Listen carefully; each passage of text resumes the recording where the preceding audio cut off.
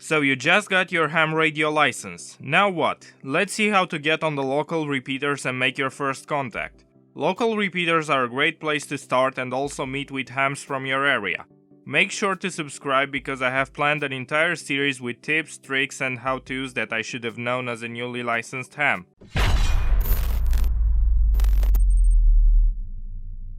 The Repeater Book site is a great place to find the frequencies of the repeaters in your area. Just select the country you live in and you will get to this page showing you all the different bands and modes. Here I will select 70 centimeters and it will show me all the UHF repeaters in my country. My local repeater is located in Bucharest and here is some info about it. You can see its location, call sign, frequency, tone and an approximate coverage. Here they also listed the power and antenna type. You can also have a look to see if there are any local maps or sites of the repeaters in your area. As you can see, there are a lot of repeaters to choose from.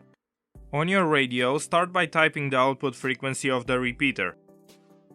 Next, go to the settings page and make sure that your offset or shift is correct.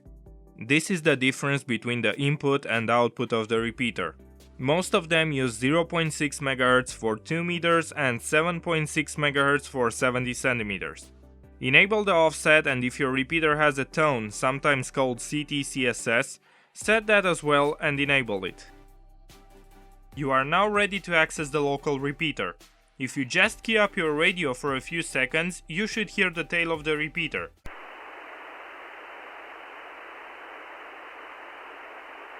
This tells you that it is active and listening. Have fun making your first contact. Don't forget to like, subscribe and enable notifications from the bell icon. If you have any suggestions, leave them in the comments. This is Yankee Oscar 9 Lima India Golf, over and out.